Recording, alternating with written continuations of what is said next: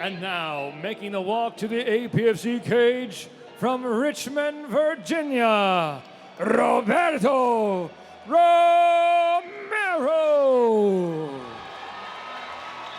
You can hear that crowd get loud for the second Romero brother of the evening. This will be his sophomore APFC appearance. He lost a split decision to Isaac Barjona in July of last year. He bounced back with a first-round knockout in October and wants to continue that success. When I asked him what he learned from his loss in his previous APFC appearance, it was just the takedown defense. And so this camp has been all about grappling proficiency, David. There's nothing like a loss to motivate you to be a better martial artist. You know, there's one thing knowing where you're successful at, knowing where you're better than everybody else at. But when you go out and you're live and you're learning on the job where your deficiencies are, and you go home, you train, and that makes you better, there's no better feeling to then go out there and do the thing that puts you in trouble and just get that redemption.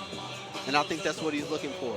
I asked him how he stacked up with his brothers, and he said, out of all the Romeros, I am the smallest. So he said he had to work extra hard growing up to be able to compete and keep up with them.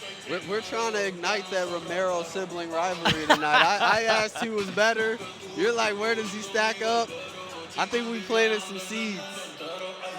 Outside of mixed martial arts, he helps his brother with his landscaping company, and he said that made the weight cut easier since he's been outside working in the heat. If you need that lawn trimmed or groomed at all, make sure you head to Romero Landscaping.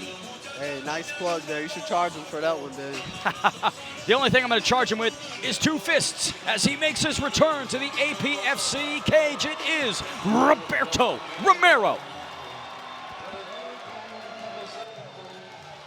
Ladies and gentlemen, this fight is 3 rounds in the APFC featherweight division, sponsored by GovSmart and Trilogy Electrical. And now introducing first, fighting out of the blue corner, a mixed martial artist. He stands 5 feet 8 inches tall and officially weighed in at 145 pounds. Coming in tonight with a record of 1 victory and no defeats, and fighting out of Fairfax, Virginia, Alex Belaoula. And across the cage, his opponent, fighting out of the red corner, a striker. He stands 5 feet 9 inches tall and officially weighed in at 145 1/2 pounds. Coming in tonight with a record of 2 victories and 1 defeat, and fighting out of Richmond, Virginia, Roberto Romero. And your referee in charge is Sean Spath. Sean Spath, third man inside for this featherweight showdown. Alex Belaoula in the black and white trunks. Roberto Romero in the red gloves and the red and black. Crowd got loud for him. I'm expecting some serious skills from this Romero brother. Good touch of gloves to get things started. Southpaw and orthodox, David. Here we go, Belaoula, orthodox, looking to sneak that right hand over the top and touch the chin of Romero. Roberto getting cracked early.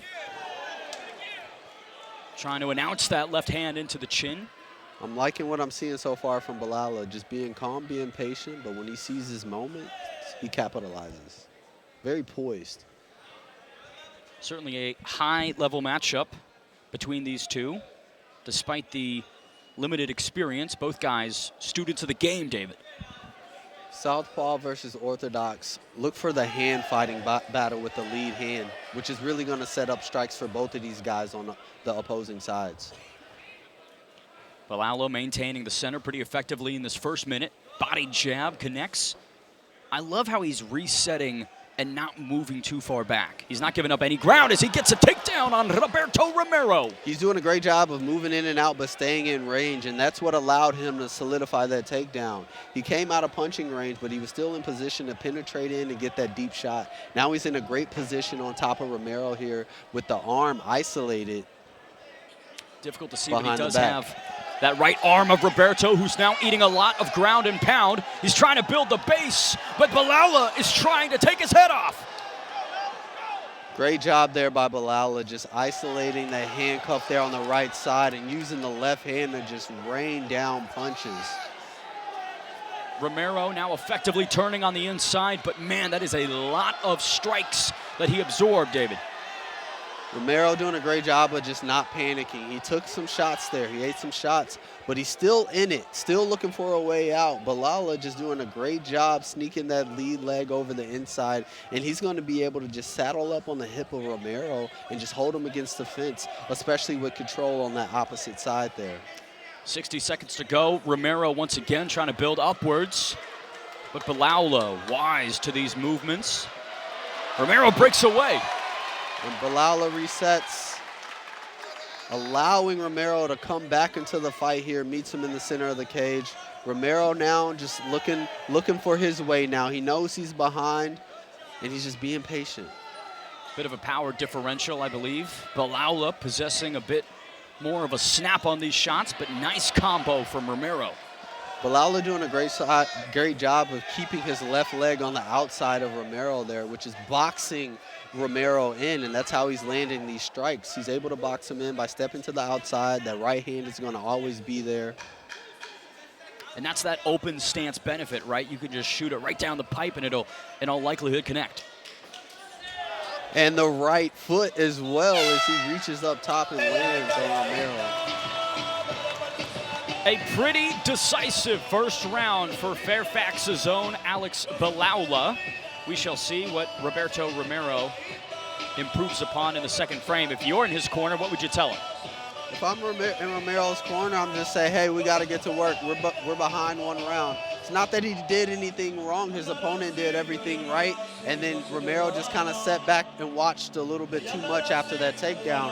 Takedowns are game changers, and as much as it was for Belaoula in this round, that double leg just established dominance, established position for him. When he got the handcuff on the right side, we saw him land a barrage of punches, which I think most people, that probably would have been the end of the fight. Romero did a great job of just being patient and being calm and not panicking in that bad position there. And we know we can get through it. If I'm in Romero's corner, we got through the worst. Now let's at least get some activity and let's get the odds back in our favor. Romero said that his X factor was that you'd have to put him out to stop him, and he will be dangerous the entirety that he's conscious. We'll see how long he remains.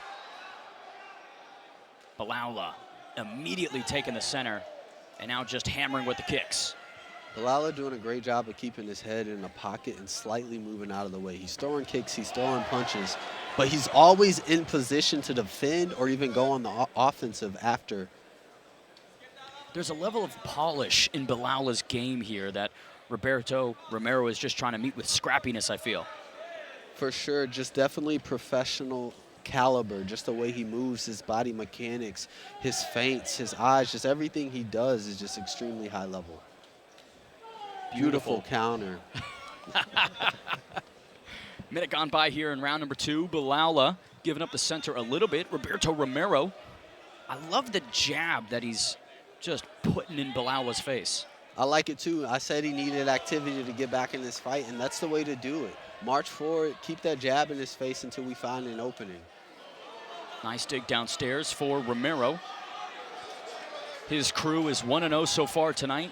We shall see if he maintains that success, despite maybe being behind a little bit here as Belaoula shoots for another takedown. Nice shot by Belaoula. Look for him to target that left hand there by Romero to try to get him and pin him against the cage, as he did, isolating the foot there. I mean, he does a great job, almost Khabib-like the way he follows up after his takedowns, just isolating the proper body parts to keep his opponent pinned to the cage here.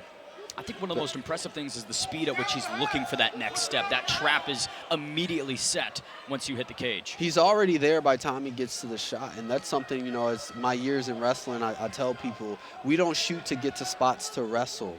We shoot, and then hopefully we don't have to wrestle, because by the time we touch the leg, we're already finishing. And that's where he is. He's always a step ahead of Romero in these grappling exchanges. Beautiful defense from Roberto Romero. 1 minute left in round number 2. Still up for grabs, I would say. Beautiful counter there by Belaoula, just sneaking that right hand in off the feint. It's a game of inches, and Belaoula is so comfortable on his feet. He's comfortable with Romero's strikes coming within an inch of his face because he knows if you're this close to me, I'm this close to you, and he can counter, and he's doing a great job of doing that tonight. Romero defending a lot of these head kicks, but those leg kicks are getting through. Final 15 seconds here in round number 2. Belaoula stings with a strike. Sneaky lead uppercut there as he took his head off to the center of the left and came in and looped under the guard of Romero there. And that concludes the second frame between Romero and Belaoula. I want to make a quick note, David, on those head kicks from Belaoula. They're just moving Roberto around, so to the judges, it appears quite significant. And more than anything, it's keeping Romero gun shy. It's jamming him up. So every time Belaoula throws that right kick to the head or to the body, it prevents Romero from throwing and getting off. And as we're seeing, Romero just seemed to be jammed up that entire round. He got off very little activity. Here's some replays from round number 2. Great takedown from Belaoula. Great transition. He isolates the wrist, looks to build and climb here eventually, and just kind of stays on him and smothers Romero. I like what I'm seeing from Belaoula. He's not forcing anything. He's getting in great positions and allowing the positions to come to him. And that's just a sign of just maturation in the game. Round number 3 between Alex Belaoula and Roberto Romero. Romero, in all likelihood, needs a stoppage here to be victorious. And a compound off you were saying with Belaoula throwing that right kick up high. Romero has to address it every time. And he can't address the kick and get off offensively. So he's constantly on the back foot, and Belaoula being dynamic with that takedown and just showing a little bit of everything right here going into the third round. And it's the fluidity of which he switches between the grappling and the striking that I think makes Belaoula so impressive tonight. It's the confidence in his skills, and that fluidity is a testament of just being comfortable. He's not going into it and saying this fight or this exchange has to go this way. He's getting into the spots, he's getting into his windows, and he's accepting whatever comes to him. Oh, beautiful stick by Romero, but Belaoula powers through with his own combo, ending with a high kick. Once again, digging downstairs to that lead leg of Roberto. Another shot there by Belaoula, just getting Romero comfortable in the striking exchange and then changing the dynamic by level changing and going to the shot here. And this one in open waters, David. Roberto Romero far away from any cage. Romero just hasn't really been able to get off in any stanza of the fight here. He just seems to be a step behind.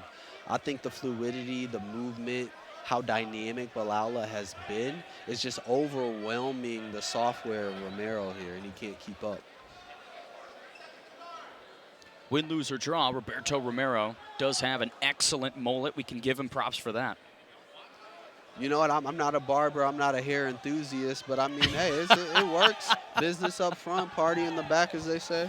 I don't know if I've ever heard the term hair enthusiast. 70 seconds to go, and Belaoula back on his feet, probably waiting for an opportune moment, but Romero pops back up as well. I don't think I've seen Belaoula take a deep breath yet this entire fight. He's so calm and comfortable in there. Beautiful knee up the middle from Romero. He will need a lot more of that in these final 50 seconds. Excellent rips from Romero. There you go, Romero. That's what you have to do. You know, he's been thinking. He's been caught thinking so much. We just need to do. We just need to do. We need activity. We need motion. The eldest Romero brother with 30 seconds to try and mount a victory. You talked about Belaoula not taking deep breaths. He might look a little bit labored here at the last moments of round 3. 19 seconds left. I think he's going to be able to hold it together. If not, get another takedown. A nice blast double there. No setup, no nothing. Good way to close out the round there by Belaoula. And the fight, I would imagine, as we come to the last few moments. Roberto Romero with a gutsy effort on the feet, but the complete performance from Alex Belaoula, in all likelihood, going to get it done, David.